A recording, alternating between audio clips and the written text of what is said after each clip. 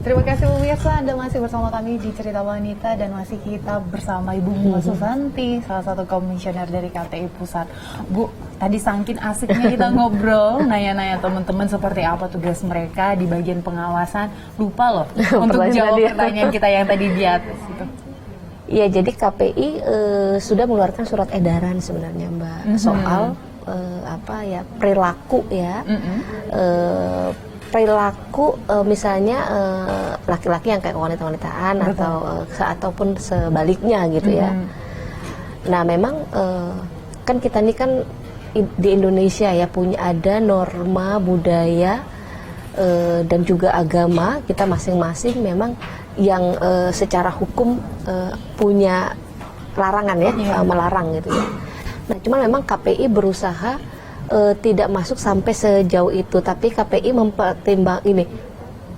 KPI itu dianggap melanggar hak seseorang untuk tampil di TV gitu ya, sehingga beberapa misalnya komedian atau misalnya beberapa artis yang dianggap bermulti talenta gitu kan, terus dia tidak bisa tampil di televisi. Nah, KPI ini kan lembaga negara ya. Kita regulator penyiaran menegakkan aturan penyiaran. Nah, aturan di kita memang secara eksplisit tidak menyebutkan pelarangan itu gitu ya. Tapi kita memang ingin akhirnya surat edaran itu dikeluarkan, kebijakan kita dikeluarkan untuk menegaskan bahwa sebenarnya apa sih yang mau ditampilkan dengan perilaku seperti itu. Tujuan apa yang ingin ditampilkan dengan perilaku yang yang kita anggap memang itu bagian dari mempromosikan misalnya kan begitu. Itu apa gitu. Bukankah ketika dia tampil dengan dirinya sendiri gitu ya, itu tetap bisa dinikmati oleh penonton. Saya masih ingat ada salah satu program yang menampilkan beberapa transgender gitu ya yang tampil di televisi. Sehingga saya KPI nggak ngambil sikap untuk memberikan sanksi karena dia pada saat itu ada perspektif lain yang ditampilkan dalam program itu. Teman-teman yang memang dalam hal ini minoritas ya, mengedukasi masyarakat, salah satunya dengan melakukan berkegiatan advokasi. Jadi perspektif lain yang ditampilkan bukan sekedar menunjukkan hal-hal yang memang secara physically ya misalnya secara physically yang itu menurut kita justru tidak memberikan aspek perlindungan kepada anak-anak dan tidak mengedukasi anak-anak gitu. Maka kita minta itu sebaiknya tidak dilakukan. Dan ada beberapa memang talent-talent artis yang ya sejak saat itu sudah berusaha mengurangi dan kalau misalnya sampai itu terjadi lagi ya kita pasti sanksi dan kita ingin layar kaca kita bersih. Oke, baik. Tapi ini memang balik lagi seperti apa ya Bu, selera dari para penonton. Ini merupakan tantangan dari KPI, tantangan dari TV-TV konvensional saat ini. Memang kita juga lagi berjuang. Namanya untuk memberikan tayangan yang memang menghibur seperti yang diharapkan masyarakat, tapi sekaligus mengedukasi dan aman untuk masyarakat juga. Aman untuk ditonton ya. Ya, untuk ditonton. Aman untuk ditonton masyarakat. Karena kayak tadi balik, sinetron bukan justru anak yang ditemani orang tua, tapi orang tua yang ditemani anak. Iya, kadang dibalik gitu ya. Dibalik ya. Jadi kita harus kan anaknya nggak punya masalahnya, anak-anak nggak ada tontonan gitu ya. Tontonannya yang untuk orang dewasa, untuk ibunya. Ya ini perubahan itu kan nggak boleh. Tadi saya tegaskan lagi ya, perubahan tuh nggak boleh hanya kita mendorong industri ya untuk memperbaiki kontennya, tapi juga untuk masyarakat. Jadi kita tuh pengennya jalannya bergandengan Mbak. Jadi KPI sebagai regulator, masyarakat teredukasi, TV juga termotivasi untuk selalu produksi konten yang berkualitas. Jadi kita jalan bareng-bareng semuanya. Ini semua sebenarnya tantangan, jangan justru dianggap sebagai hambatan. Nah kita tadi lama banget udah panjang ngobrolin tentang gimana sih pekerjaan Bu Mima. Serius ya? Serius terus nih. Saya mau tanya-tanya nih tentang Bu Mimanya deh. Bu Mima sampai di titik sekarang menjadi salah satu komisioner KPI Pusat.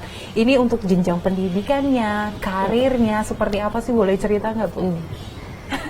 Sudah nggak punya mimpi juga ya di sini ya. Masa sih? Setiap orang pasti punya mimpi dong. Dulu suka tulis ini nggak, nulis buku diary?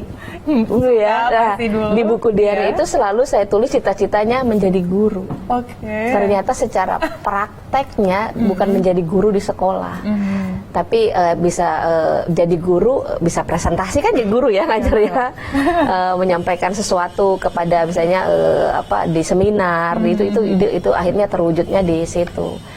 Nah saya tuh anak kedua dari 7 bersaudara, ya.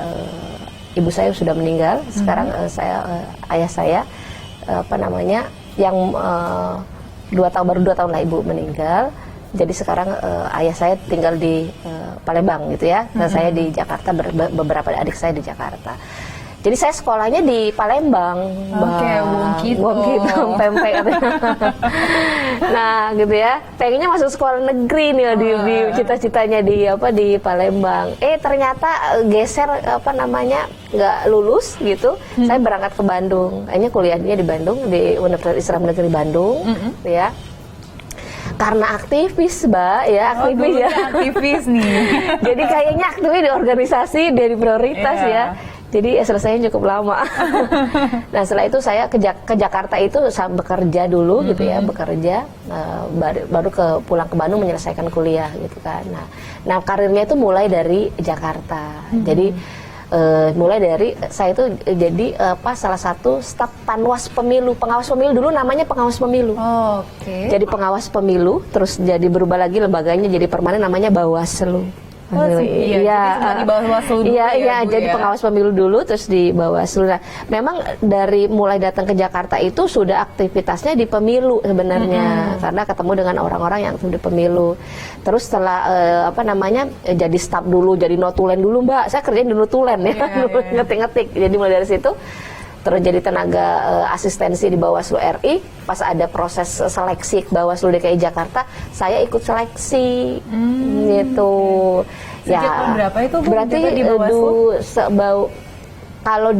Kalau kerjanya ya aktivitasnya itu dari 2004 deh kalau nggak salah ya. Aktivitasnya 2004, 2009, 2012 sampai 2017 di Bawaslu DKI Jakarta. Jadi saya ketua Bawaslu DKI Jakarta, ya itu pemilunya seru banget ya. Nah dari situ baru saya mengikuti seleksi. Selesai di Bawaslu DKI Jakarta, saya ikut seleksi Komisi Penyiaran Indonesia Pusat. Nah, dan sampai nih sekarang tertarik untuk ikut seleksi di Komisioner KPI Pusat tuh Bu? Dunianya sih nggak asing ya, karena kan kuliahnya komunikasi, jadi menurut saya kayaknya ini dunia nggak asing. Saya pasti bisa cepat belajarnya di dunia penyiaran.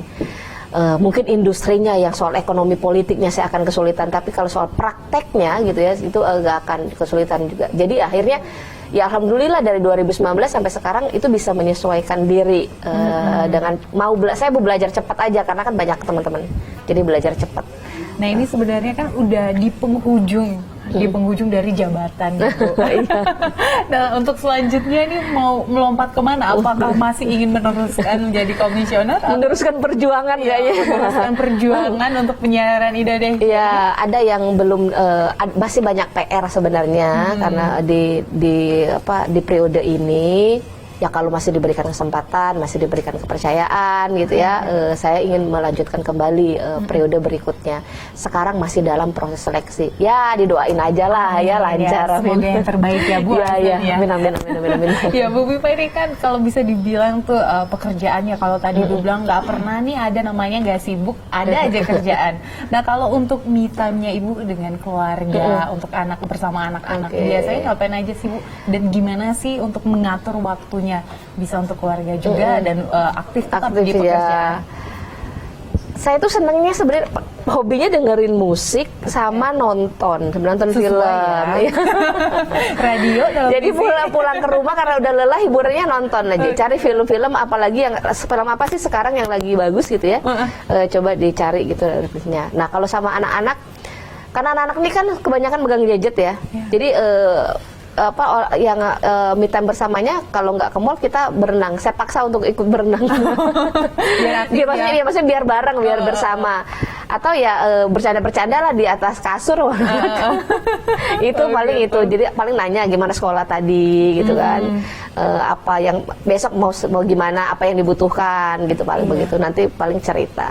Kalau bosan ya paling bercanda-bercanda gitu. Karena kayaknya lebih seneng di rumah kayaknya. Oh, lebih senang untuk time-nya itu di rumah iya, ya? di rumah ya. Nah, kalau untuk pola pendidikan kepada anak-anak, nah kan ibu ini kan sudah maksudnya apa ya, udah sering ya untuk melihat tentang program-program tayangan. Nah, ini juga kan sangat penting ya untuk diatur tayangan-tayangan yang bisa dilihat untuk anak-anak ibu sendiri. Nah, kalau ibu di rumah seperti apa sih kontrolnya kepada anak, mereka melihat tayangan, penggunaan gadget, media sosial, dan untuk belajarnya di sekolah? Ada waktunya gitu ya, jadi dipaksakan waktunya. Mereka antara jam 9 sampai jam 10 udah harus tidur. Pasti saya harus buka pintu kamar, dipaksa gitu, letakkan handphonenya, nggak boleh ada aktivitas lagi gitu ya. Nanti kan pagi mereka udah bangun pagi kan jam 5 gitu ya, mereka siap-siap sekolah, berangkat sekolah. Nanti kalau antara main games dengan dia pegang handphonenya dibatasi. Kalau main laptop udah nggak boleh di atas jam 6. Karena kan games itu kayak nggak bosen ya, apalagi yang laki-laki kan, anak yang laki-laki yang kecil kan selalu pengennya main main games gitu. Jadi saya batasi jam 6. Ya kalau misalnya di kantor ya saya telepon aja. Saya telepon gitu kan, memastikan kalau kakaknya ini karena dia SMP, dia sudah mulai banyak aktivitas, ada eskul juga gitu di sekolahnya. Dia berarti dia gadgetnya berkurang, bisa dia mungkin sore setelah pulang sekolah. Jadi ya tegas aja sih Mbak, paling ngomel ya, itu kan namanya ibu-ibu ya. Jadi saya anggap biasa, anak-anak suka nggak suka, kesel nggak sekel ya saya paksain gitu. Pokoknya waktunya tidur, waktunya tidur. Kalau main game sudah ada waktunya gitu. Kalau misalnya kan kalau ngaji gitu ya, itu kan ada harinya ya Mbak ya. Gurunya dipanggil ke sekolah, ke kantor, bahkan ke rumah ya. Kalau misalnya ada dia les masih saya pakai online gitu, ada hari-harinya. Jadi kalau waktunya les ya les, kalau waktunya ngaji ya ngaji gitu. Ya tapi namanya anak-anak ya Mbak, ada ngelayat ya kalau bahasa Sunda ya. Nggak mau nangis, masih marah, ngambek ya, itu bagian dari proses. Nikmati aja sebagai ibu sih, aku sih nikmati aja sih Mbak ya.